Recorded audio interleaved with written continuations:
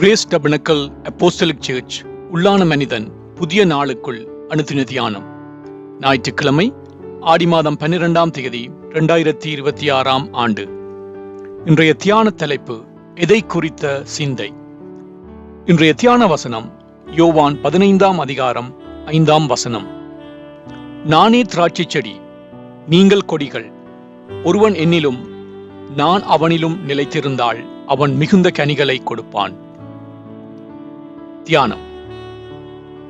கர்த்தருக்குள் ஒரே சிந்தையாயிருங்கள் என்பதை குறித்து கடந்த நாளிலே தியானம் செய்தோம். எடுத்துக்காட்டாக, என்னுடைய எண்ணமும் நோக்கமும் கிறிஸ்துவிலே நிலைத்திருப்பதாக இருக்க வேண்டும். அதே போல உங்களுடைய எண்ணமும் நோக்கமும் கிறிஸ்துவிலே நிலைத்திருப்பதாக இருக்க வேண்டும். அப்பொழுது அங்கே ஒரு மனமும் ஐக்கியமும் உண்டாயிருக்கும். சிறு பிள்ளைகள் அறியாத வயதிலே தவறும் போது அவனுக்கு அறிவு வரும் நாள் வரைக்கும் சிலர் அவன் மேல் பொறுமையாக இருக்கின்றார்கள்.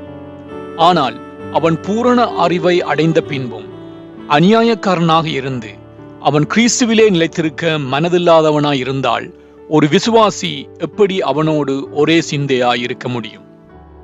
உங்கள் சொந்த குடும்பத்தினரோ அல்லது நீங்கள் நேசிக்கும் நண்பர்கள், உறவினர்களோ கிறிஸ்துவோடு ஐக்கியமாக இருக்க மனதில்லாதிருந்தால் நீங்கள் அவர்களுக்காக தேவ இரக்கத்துக்காக வேண்டுதல் செய்ய முடியும். ஆனால் அநியாயத்தை நியாயம் என்றும் அநீதியை நீதி என்றும் கூற முடியாது. அருமையான ரட்சிப்பை பெற்ற பின்னரும் சிலர் உலகத்தின் சுகபோகங்களின் மேல் ஆசை வைத்து பின்வாங்கி போகின்றார்கள்.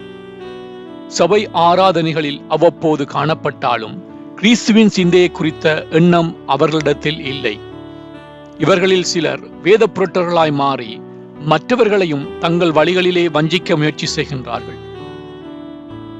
இவைகளை குறித்து 2 பேதுரு 2ஆம் அதிகாரத்தில் தேவ ஊழியக்காரனாகிய பேதுரு குறிப்பிட்டிருப்பதை வாசிக்கலாம்.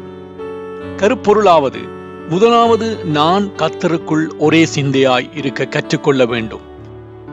என்னுடைய சிந்தை கிறிஸ்துவின் சிந்தையிலிருந்து விலகி போகும் போது உள்ளத்திலே கசப்புகளும் பிரிவினைகளும் வாக்குவாதங்களும் உண்டாகும்.